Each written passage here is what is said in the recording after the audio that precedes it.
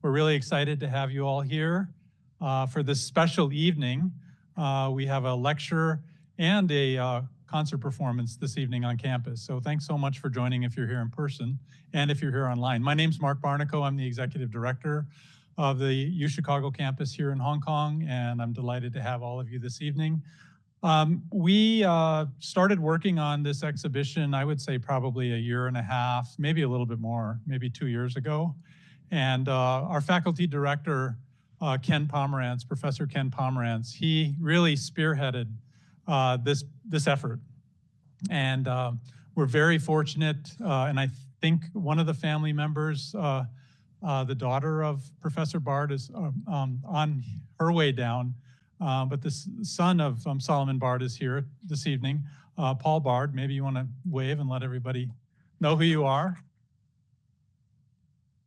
Monica Bard came from the UK to be here tonight, and Paul Bard came here from Australia.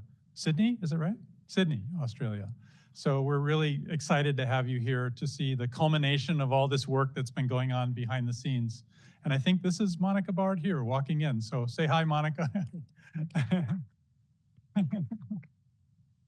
Come on down in front. Come on down in front. So yeah, we have many special guests here tonight. We're thrilled to have you. The exhibition is called Refugee and Renaissance Man, Solomon Bard, 1916 to 2014 in Hong Kong. And Solomon Bard was just such a special figure. You're going to hear much more about him tonight and learn more about his influence on Hong Kong from Professor Pomeranz. Ken Pomeranz he's really one of the most esteemed professors within the University of Chicago system.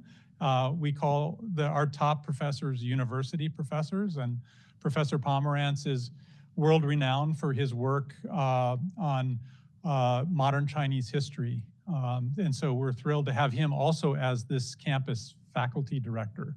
So Ken is our collaborator here as we're working on various programs and projects, including the exhibition, which some of you will see after this lecture tonight, as well as this lecture and the program upstairs. I think that starts at 6:30, if I'm not mistaken, for the concert. So please stick around for the concert.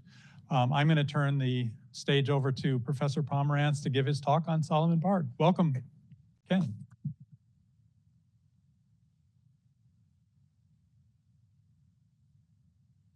Thanks very much, Mark, and thank you everybody for being here.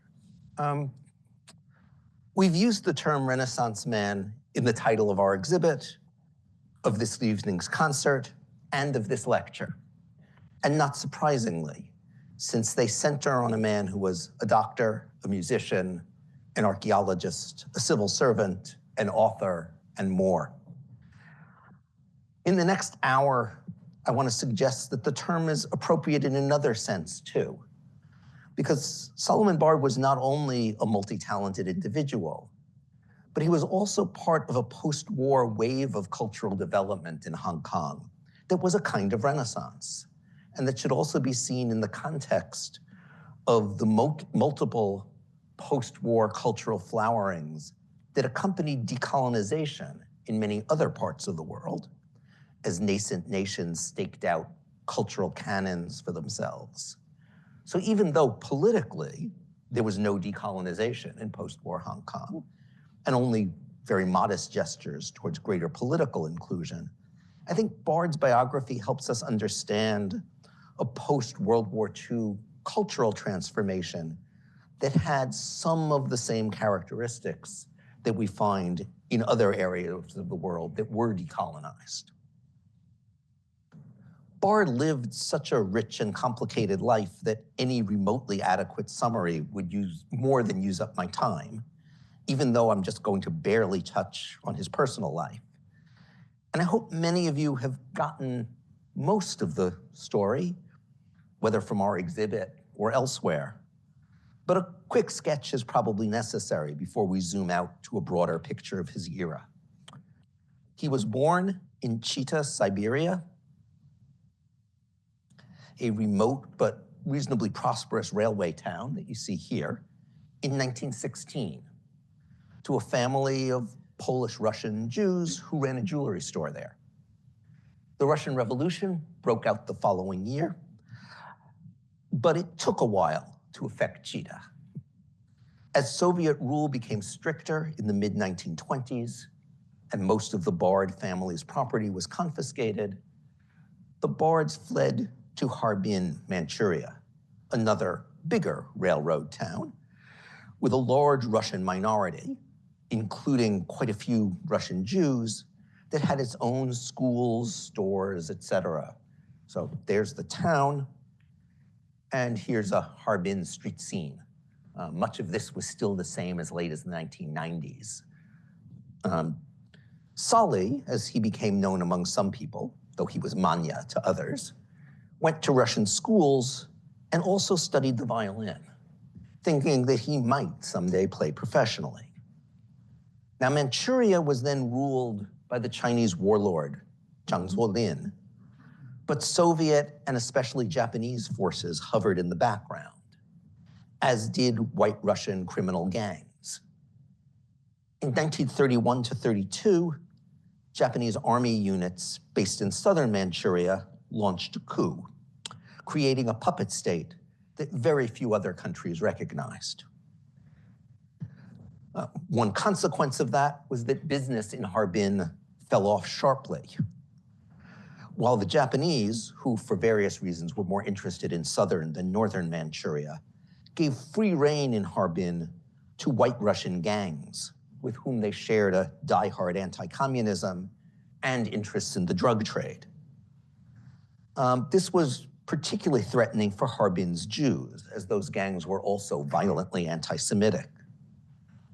There were Jewish youth groups, including one that Bard belonged to for a while, that sometimes provided protection against this, but they were increasingly overmatched as the White Russians became more closely tied to the Japanese-sponsored local government. Bard's parents fled to Buenos Aires, where his mother had relatives, while Sali, his brother Leo, and their uncle David opted for Shanghai's international settlement. Although Bard had considered a musical career, he and his family had decided by this time that he would instead work on his English in Shanghai and then apply to medical school in Hong Kong. A Hong Kong medical degree would allow him to practice anywhere in the British Empire. Remarkably, Bard graduated first in his class from HKU's med school in 1939, after along the way volunteering in the 1937 cholera epidemic and continuing to play violin, including a number of public concerts. He started interning at Queen Mary Hospital, which at the time was just a couple of years old. With war breaking out in Europe, he also joined the Hong Kong Volunteer Defense Corps as a medic, strongly encouraged to do so by the dean then of HKU's medical school. When the Japanese invaded Hong Kong in December 1941, the big gun on the top of Mount Davis was one of the defenders' most useful weapons, and the Japanese bombed it there are his mobilization papers. And the Japanese bombed Mount Davis quite heavily. Bard was in charge of a first aid and triage unit near the mountaintop. He also put in time a bit down the hill at a secondary treatment station at the Jubilee Battery, which is just a few yards from where we are now sitting. And he occasionally rested at the Felix Villas across the road. Twice during the 18 days of the war, he was almost hit by Japanese bombs. He was captured here when Hong Kong surrendered on December 25th. 44 months as a POW followed, which changed his life in both predictable and unpredictable ways. Bard's medical duties continued in camp.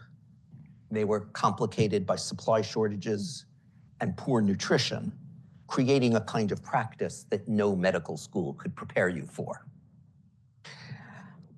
He stuck to those duties, and he did not join any escape attempts, but he did serve as a lookout for one, using his violin playing as a signal. When the Japanese investigated that escape, he avoided severe punishment only thanks to a combination of luck and another prisoner's bravery. A man named Beard, whom the Japanese mistook for Bard when that name came up in interrogation, and who, despite being tortured, never told them whom they were actually looking for. A happier event, with long-term consequences, was Bard's formation of a prisoner's orchestra. He conducted, played violin, and arranged music to fit the rather unconventional mix of musicians and instruments available, including a cello made from an abandoned oil drum. We actually have our own cello made from an abandoned oil drum in the exhibit, though it's not quite the same as the original. Here's the concert program front. Another program. This is the inside of the concert program. After the war and some further medical education in the UK, Bard joined a Hong Kong medical practice. Somewhat later, HKU recruited him to start a student and staff health service, which he then headed from 1956 to 1976. And it's worth remembering how much worse general health conditions were in that poverty-stricken city than they are in the Hong Kong of today. So being head of a campus medical program was far from a cushy job. As late as 1958, 8% of HKU students, though they were healthier than the population in general, 8% of them had either active or quiescent tuberculosis. Think about that. He continued practicing medicine even beyond retiring from that position, still doing hospital rounds into the 1980s. But cultural activities were equally important to him. The amateur Sino-British Orchestra, which grew out of the former POW orchestra, was a particular priority. Bard not only played in it and often conducted it, but was a tireless recruiter of new musicians and eventually of its first professional conductor, Arrigo Foa. He was an energetic seeker of the support needed to professionalize it and a determined advocate for the new city hall that would eventually include a first-rate concert hall where it would play. The old city hall had been demolished in the 1930s. All these goals were achieved. The SBO became the Hong Kong Philharmonic in 1957, and the new City Hall, where it still plays, opened in 1962. It also served as the first homes of both the Hong Kong History Museum and the Hong Kong Art Museum, and it includes the city's official World War II memorial and hosts a number of civic events. And one musical interest led to another. Dr. David Wong, a flautist in the Sino-British Orchestra, also led a small, strictly recreational Chinese music ensemble. He invited Bard to join and taught him the dizi, the Chinese flute. Now, Chinese music was traditionally played by small improvisational groups, not by large institutionalized orchestras. This began to change in the 1920s as part of a May 4th era campaign to create Chinese parallels to modern Western practices. Other examples include the formalization and promotion of Peking opera as China's national form of musical theater, culminating in Mei Lanfang's tour of the United States in 1930, which was a huge event at the time, and the rise of Chinese spoken word drama, starting, interestingly enough, from a 1907 play based on Uncle Tom's Cabin, and culminating in the 30s with the recognition of Cao Yu as a major dramatist, often compared to Ibsen and O'Neill, whose works he had produced as a student in the 1920s at Nankai High School in Tianjin. A Chinese orchestra was formed in Shanghai and was supposed to actually perform at the 1933 Chicago World's Fair. for which it received backing from the nationalist government. But for reasons that are unclear, they never made it there. National orchestras for Chinese music were finally established in both the People's Republic and the Republic of China on Taiwan during the 1950s. China's Cultural Revolution, however, from 1966 to 76, sent this momentum into reverse. Only a few so-called revolutionary scores remained acceptable, and musicians playing anything else risked persecution. Many fled, often to Hong Kong. And Bard joined with other social and cultural leaders who saw both an obligation to protect Chinese culture and an opportunity for Hong Kong to promote itself as a global cultural center. They asked the Urban Council to fund a full-time professional Chinese orchestra, and its Department of Cultural Services, headed by Darwin Chun, who's with us here tonight, agreed. And the Hong Kong Chinese Orchestra was officially launched in 1977. From the beginning, Bard was the group's only non-Chinese participant. He was a frequent guest conductor, he created arrangements for the orchestra, and he consulted on organizational matters. But at the time, he had a full-time job heading the Antiquities and Monuments Office, which I'll talk about in a minute. And the orchestra also had a conductor and music director, Ng Tai Gong. In 1983, Bard's AMO job had ended, and he became the HKCO's assistant music director. The orchestra was divided into factions, often based on native place, and Ng clashed frequently with both its musicians and its institutional sponsors, making Bard's presumed neutrality, since he wasn't from any part of China, really, and his diplomatic and management skills invaluable. When Ng stepped down abruptly in 1984, Bard became the de facto music director, though he always declined the title. He thus conducted the orchestra through several landmark performances, including its groundbreaking trip in 1987 to Beijing, while helping to stabilize it institutionally and helping to hire a new regular music director in 1987. He returned frequently as a guest conductor over the next 20 years, while the HKCO grew into one of the world's premier Chinese music companies.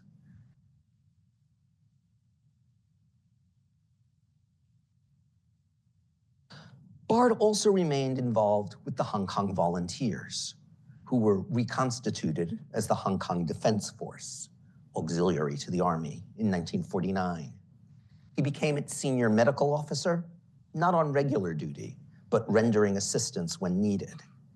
In the 1960s, he became the sole officer of its 17-member medical unit, and notably improved its emergency readiness. When Hong Kong's 1967 riots showed how distant from the government many people felt, Bard's unit began monthly operations in which they would helicopter into a remote village and run a weekend-long pop-up clinic. One picture from that. There's another. He remained in the Volunteers until their dissolution in 1996, serving twice as honorary colonel and participating in border patrols, trainings, emergency aid operations, and so on. Finally, we come to Bard's work in archaeology and historic preservation. Hong Kong had no government organization and few rules in this area in 1945, though there were some notable amateur archaeologists and an HKU-affiliated archaeology group was launched in 1956. Meanwhile, rapid post-war development threatened a great many sites, and in fact, many of them disappeared before they were even documented. Hong Kong had about 600,000 people on VJ Day. It had 3 million by 1960, so that's an awful lot of construction. Bard was one of the people who proposed an Antiquities and Monuments Ordinance all the way back in 1957. But for a long time, such plans went nowhere. When an informal advisory board was established in 1972, Bard chaired it. And when a full-time paid organization was finally established in 1976, Bard became its first executive director. He had trained for this in part by going to Australia for a year, since no Hong Kong institution at the time had a real archaeology program. He began putting rules in place, recruiting a small professional staff, and cataloging sites meriting preservation and/or future excavation.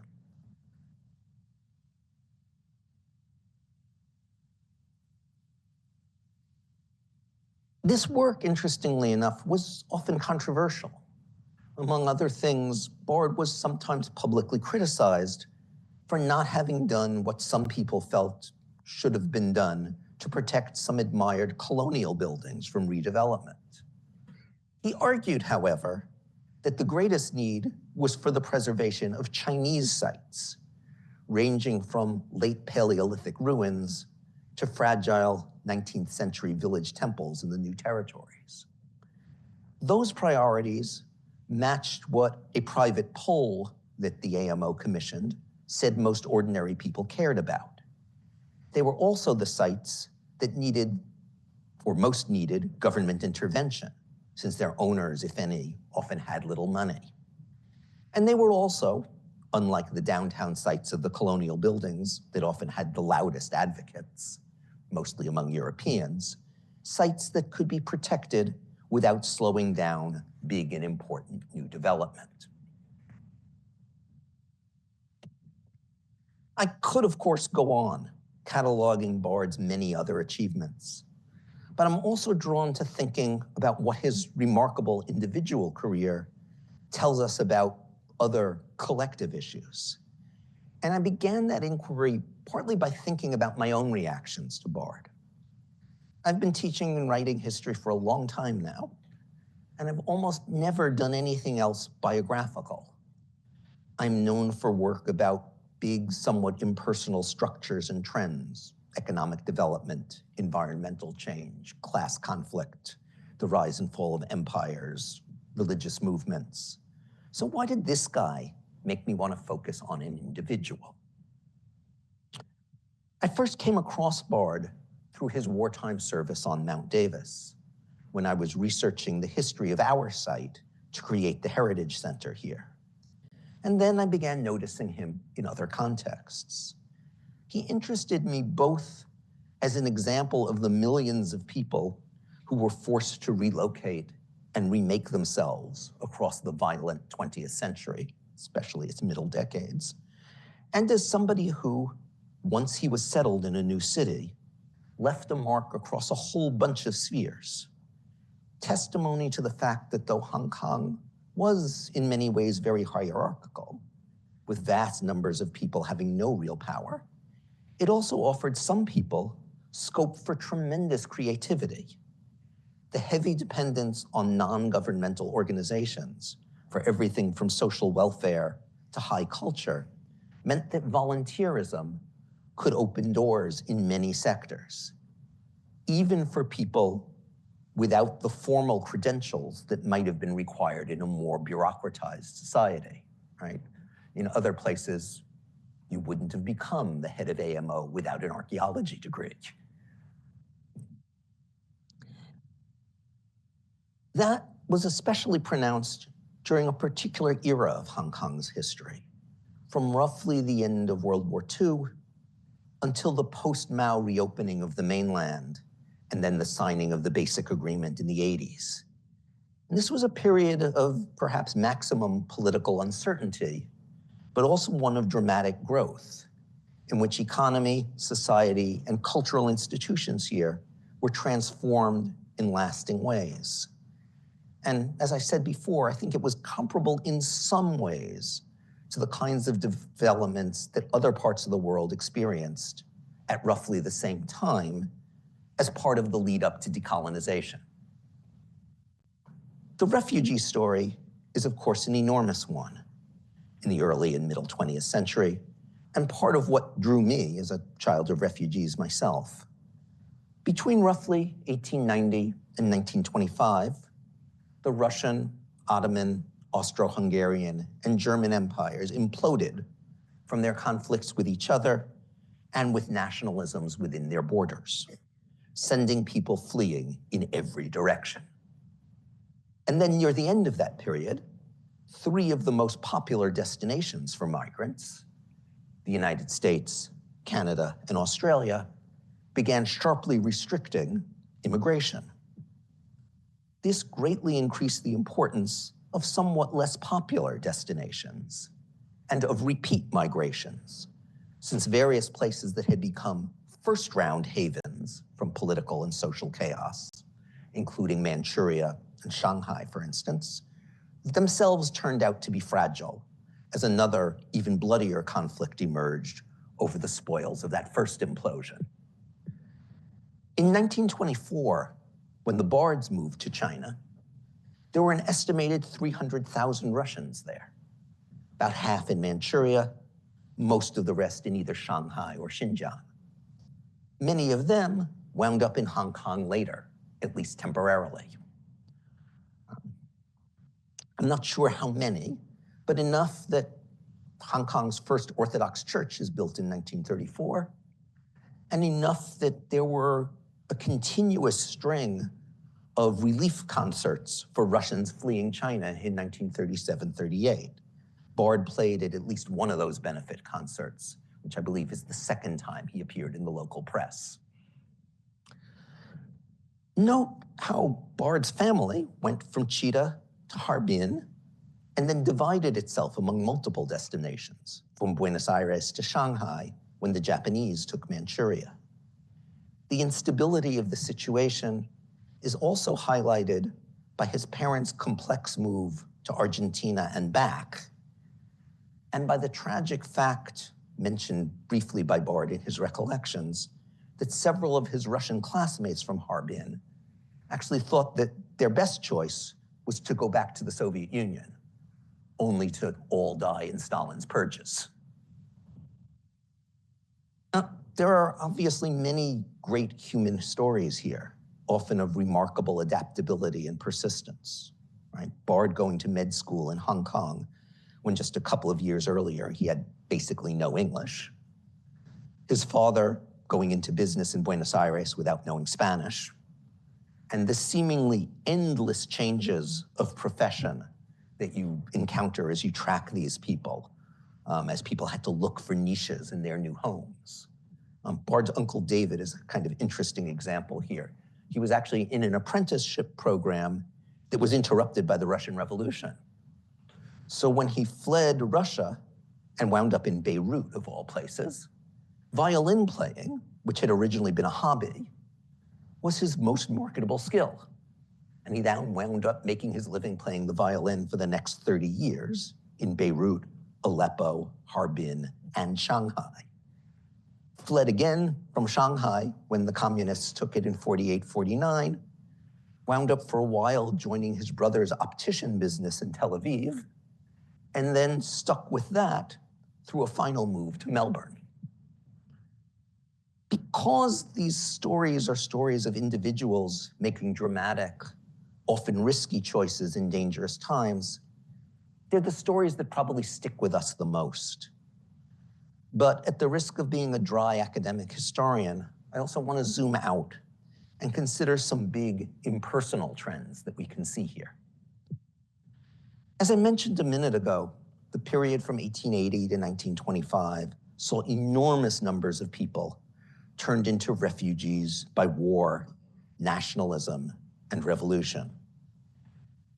These were very different migrations from the more economically driven ones that had sent tens of millions of Europeans to the Americas and Australia during the 19th century, and tens of millions of Indians and Chinese to Southeast Asia, mostly temporarily during the same period.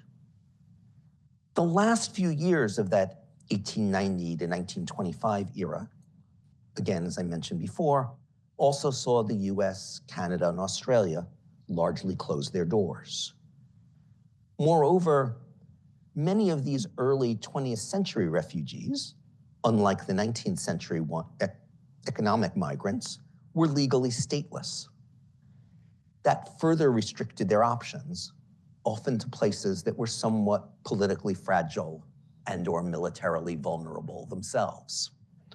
Thus, places like Hong Kong and Shanghai's international settlement, which had limited capacity to absorb immigrants, but which were relatively easy to enter and reasonably stable until attacked from outside, became magnets for people from beyond the immediate region, along with the many migrants they already attracted from nearby areas.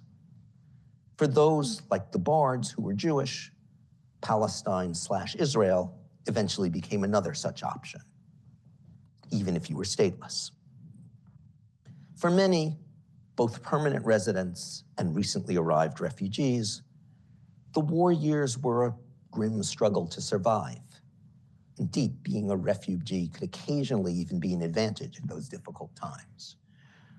Bard's wife, Sophie, also of Russian origin, was still officially stateless when the Japanese took Hong Kong in 1941, and so was not interned as an enemy alien, as she would have been had she been British, or for that matter, if she had still had Soviet citizenship. And that was probably a blessing for her, given the conditions in the internship that the internees suffered. It was certainly a blessing for her POW husband, since she was able to send him some care packages. It's worth remembering here that though the battle for Hong Kong was brief, it was bloody, and many people had reasons to feel abandoned. British leaders had known that Hong Kong's defenders had no chance to prevail, but chose to fight in order to show the nationalist Chinese and the US that they were a staunch ally. Some of them also led Hong Kongers to believe that a nationalist relief force was on the way to help them, which wasn't true. And the occupation itself was awful. Hong Kong's population dropped by roughly 50%, and by August 1945, an estimated 80% of Hong Kong residents were malnourished. Shanghai, ironically, was much better fed during its occupation. This very widespread wartime suffering gave birth, I think, to an equally widespread feeling in post-war Hong Kong that simply restoring the pre-war status quo was unacceptable, that an experience that difficult had to somehow be redeemed, and that required making society better than it had been before December 1941.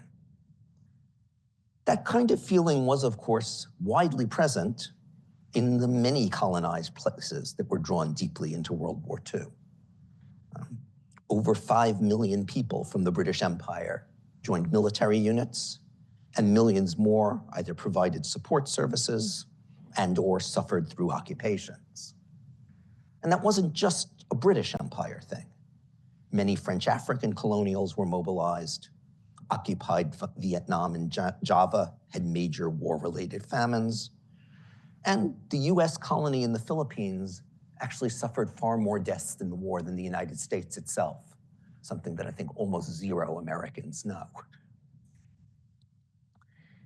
In many of those places, such feelings fed above all into demands for nationhood, independence, whatever you want to call it, which intensified political jockeying and thus recriminations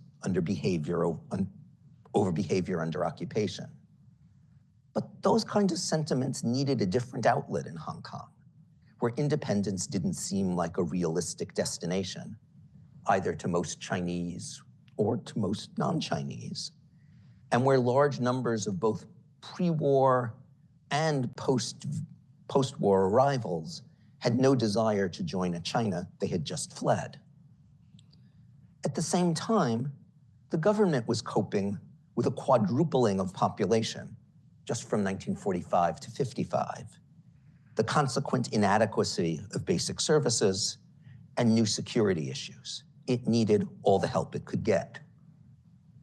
Waves of activism ensued across the political spectrum, sometimes complementary and sometimes in competition, as with, for instance, unions, churches, and other groups all scrambling to create schools for a soaring number of children, and all hoping that the schools would have a particular ideological coloration. Meanwhile, early plans for significant political reform, supported by the returning governor Mark Young, were largely shelved once he was replaced by the much more conservative Alexander Grantham in 1947, and especially once the CCP triumphed on the mainland. What did get reformed, and you could even say kind of partially decolonized, was social segregation. Ordinances that had banned Chinese residents on Victoria Peak were repealed. The Hong Kong Club opened its doors to Chinese, and so on. The city also acquired a new business elite, largely of ex-Shanghai people, that wasn't locked into the old political patterns and was buttressed by foreign investment from firms that either couldn't or didn't want to operate on the mainland after the UN-led boycott of the PRC that followed its 1950 intervention in the Korean War. And unlike those who had fled to Hong Kong during earlier crises on the mainland, such as the Taiping Rebellion or the 1911 Revolution, it quickly became clear to most of these people that they wouldn't be going home for a long time, if ever. While some eventually went on to the US, UK, Canada, Taiwan, etc., most made Hong Kong a long-term home. And in this, they resembled the smaller but still significant waves of refugees like the Bards, who had originated outside of China. The onset of the Cold War increased Hong Kong's political, economic, and social separation from the mainland. But it also nurtured a sense of Hong Kong as a place where Chinese culture could and should be protected from the political currents then washing over it, both on the mainland and in Taiwan. Hong Kong was, to repeat, unusual in the post-war world, in that there was almost nobody who saw it as a future nation state. Thus, the question of what kind of change was needed to produce a sense of renewal without promising movement towards independence was crucial. This dilemma was most obvious in the stalling of political reform that I mentioned before on the one hand, and in the desegregation I mentioned on the other. But it also manifested itself in efforts to nurture a stronger Hong Kong cultural identity, efforts to which Bard mightily contributed.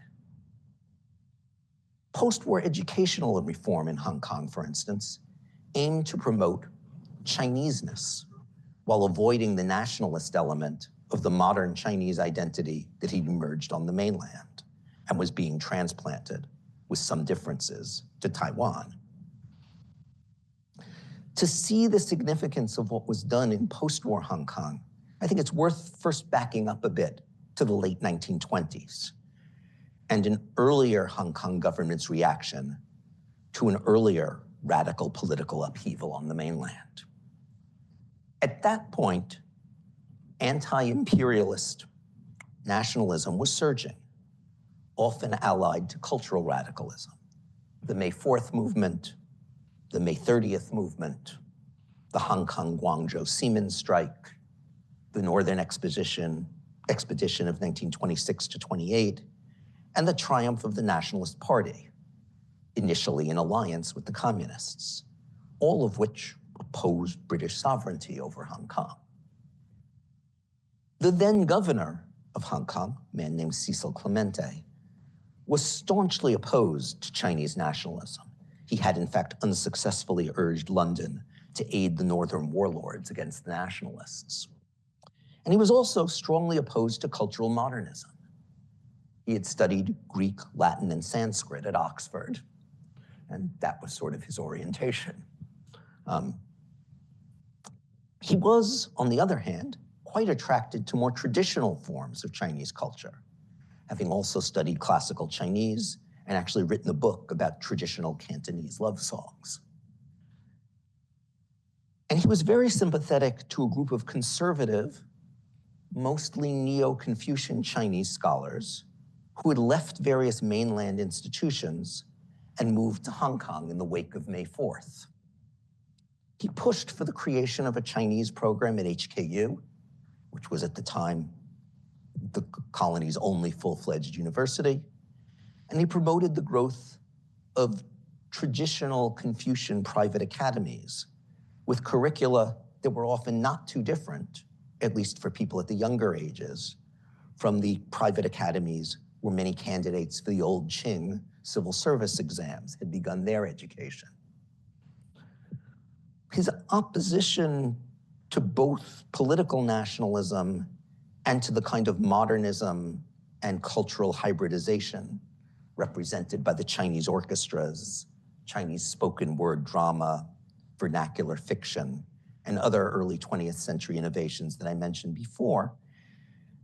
So this opposition to those things which claimed a place for China in the modern world by asserting that it checked all the same cultural boxes as other nations, right? National canons of classical music, opera, literature, etc. The influence of Clemente's efforts was limited, not only by the colonial government's small budget, but by the ways in which Hong Kong education at that time was inextricably bound up with education on the mainland. Students often went to high school on one side of the border and college on the other, especially since Hong Kong had few colleges, and many Hong Kong elites wanted their children to prepare for careers in business or other activities that would involve operating in China. This meant that at least high school curricula in those days couldn't be too wildly incompatible. Given the relative numbers of students in Hong Kong and on the mainland, this inevitably meant that even many fairly conservative Hong Kong high schools used textbooks in those days that were written for the mainland market, which after 1927 meant textbooks that had been approved by the nationalists' education ministry. So despite the very anti-nationalist bent of the Hong Kong government and of this governor Clemente, the education system had to facilitate movement back and forth between the two places. With the help of that detour back to the 1920s, I think we can see more clearly what was new about the cultural identity promoted in the post-war Renaissance. A 1953 report from the government's Committee on Chinese Studies is instructive here. It called for Hong Kong to implement a Chinese language education program, which emphasized cultivating the ability to express oneself in written and spoken Chinese, and awareness of Chinese traditions, but also said explicitly that this should aim to create people who, quote,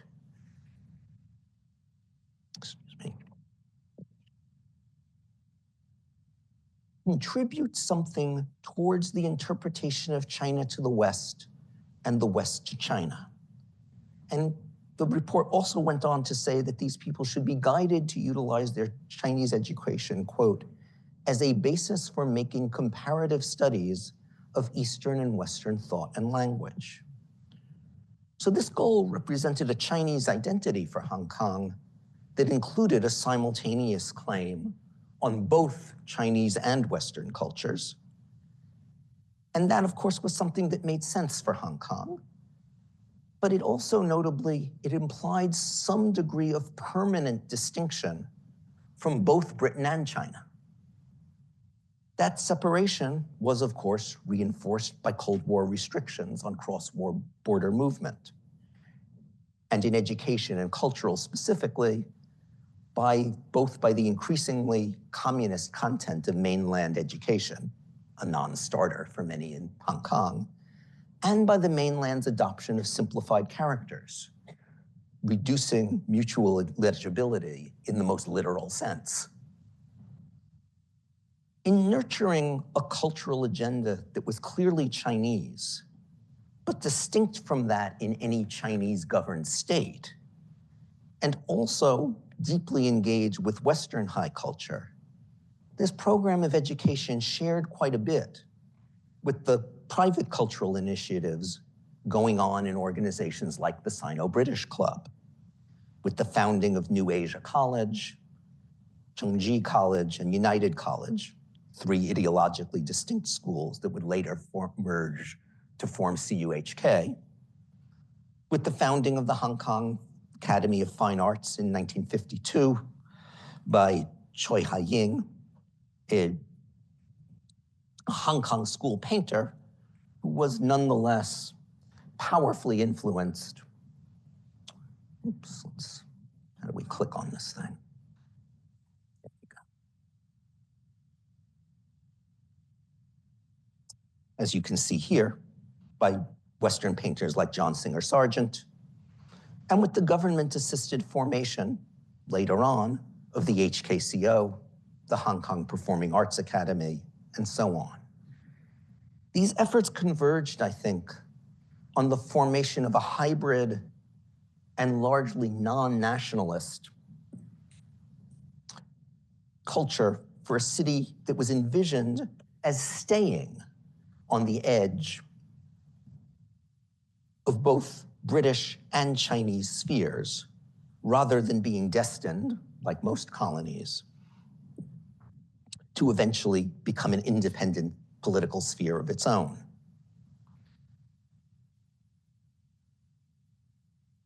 This emphasis on hybridity, rather than either a colonial British or a politically Chinese identity, left space for non-Chinese, non-Anglos, like Solomon Bard, and they played major roles in this cultural renaissance, something that's hardly unique to this period, but I think is also sometimes forgotten and was sometimes particularly strong in this period. Arrigo Foa, Bard's friend who conducted the Hong Kong Philharmonic from 53 to 69 in music, Alfonso Barreto and George Smirnoff in art, and so on. Some of these people mostly transferred to the Hong Kong setting the artistic traditions they had absorbed in Europe or other European colonies. Others, to varying degrees, were also influenced by Chinese culture. Bard, I think, was unusual in the degree to which he both transplanted non-Chinese, non-Anglo traditions to Hong Kong and fully embraced the post-war effort to develop a distinctively Chinese culture in the city. Think particularly of the HKCO and of his emphasis on Chinese over Western sites in designating and protecting monuments.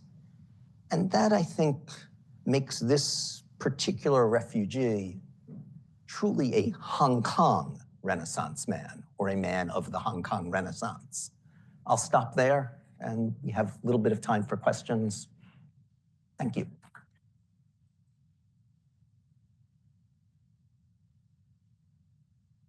Thank you. Li Wei. Thank you for the presentation. Can you talk a little bit about the exhibition, the planning process? Where did you find the artifacts, and was it easy to acquire them? Okay. Well, most of the artifacts we have actually come from the Bard family, so thank you very much. There are a couple of other recreated artifacts. As I mentioned, we duplicated the cello made out of an oil drum that was in the POW camp. We also have a duplicate of Bard's graduation gown, a couple of other things like that. The idea for the exhibition, as I said before, it really dates back to when I was doing the research for the permanent collection here and was looking at what happened in December 41 and came across this guy who, kind of sounded interesting. And then his names just started popping up in a bunch of places. And I thought, here's somebody who I think has a lot to tell us. And then sort of one thing led to another, right? I started finding people who had known him in these various different parts of life and who would then refer me to other people. So it was really kind of, human chain sort of research. And just the more that I thought about him, the more I became convinced that it was not only, just a really interesting individual story, but something that told us about Hong Kong. And again, I think tells us maybe particularly about the importance of thinking in Hong Kong beyond an Anglo-Chinese binary. I mean, Bard did become a British citizen, but in many ways, obviously, he's shaped by a completely different background.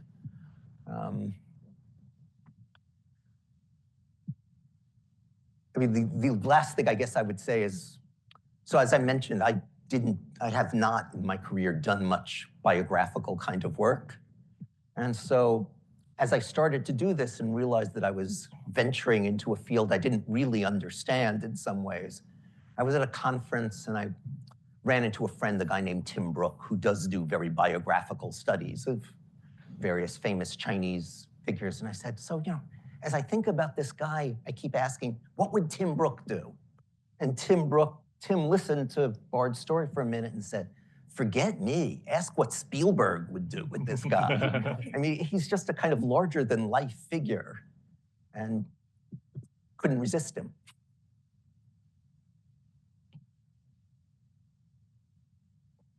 Thank you, Professor Pomeranz, for a wonderful presentation and lecture on Solomon Bard's life. So your lecture actually reminds me of a documentary I recently watched. It's about Harry Odell. I'm not sure if you have heard of him. I have heard of him. I have not seen the documentary. Yeah, so I think Harry Odell is also a Russian Jew, and he also has a really legendary life, like first go to Shanghai and then come to Hong Kong. So I saw a lot of resemblances here, and I kind of really inspired me about your argument about there is a non-Anglo, non-Chinese spear in Hong Kong. Yeah, no, I think that those people are good examples. The Portuguese who come from Macau, in many cases, are good examples. Foa, who gets his musical education in is Portuguese background, but gets his musical education in Italy, in Milan, and then winds up here as another one. They're just, Yes. And then still other older groups. I mean, think of all the Armenians, from Paul Chater on, who have played crucial roles in making this city. It's something about this place that A, was relatively open and easy to get into, and B, was on the, was at the intersection of these two great empires, right? And clearly fed off being the membrane through which these things moved. And then again, I think also, the sort of bitter fact that in the middle of the 20th century, places like Hong Kong were, ironically, enriched by the fact that there were all these people fleeing other places who often couldn't get to more distant and safer destinations like Australia or the United States. And so they wind up in third places, at least for a time. Yes. I knew Solomon Bard mainly through the Hong Kong Regiment. And one thing I recall him talking to him, one of the most humiliating experiences he ever had was being marched in December 1941 as a prisoner of war, being marched through the streets of Kowloon, not knowing where they're going, and they're going backwards and forwards. And the Chinese population were looking at these so-called, or mainly British soldiers on their way to, in fact, turned out to be Shamshipo camp. He said that's the most humiliating experience he ever had in his life. Yeah, I'm not surprised. I mean, obviously there's the the personal fear and terror of, who knows what they're going to do with you, who knows how long it's going to last, et cetera, et cetera. I think it's also, if we step away from the personal for a moment, we remember that one of the things World War II did in large chunks of Asia was it shattered the myth that the British, the French, the Americans, the Dutch, whoever, that they were invincible, right? And if they were going to come back to particular places after the war, they were going to have to come back on different terms, because a certain kind of really extreme racial hierarchy just wasn't going to fly once people had seen that, yeah, you could be defeated. And in fact, you could be defeated by Asians. It's a big part of the story of decolonization in Asia. And then, of course, in Hong Kong, as I said, it doesn't become decolonization in the political sense. But I think it is part of the background to why things like restricting Victoria Peak to only non-Chinese just wasn't viable anymore, right? And why it was important to sort of create a new identity for this place, whether socially or culturally or however, even though you weren't going to do it politically. Time, one more question. It seems that somebody like Solomon Baird had an immense effect on Hong Kong in many different areas. So I just wondered if, when you're looking at this, if you came to any kind of opinion yourself as to what led to that.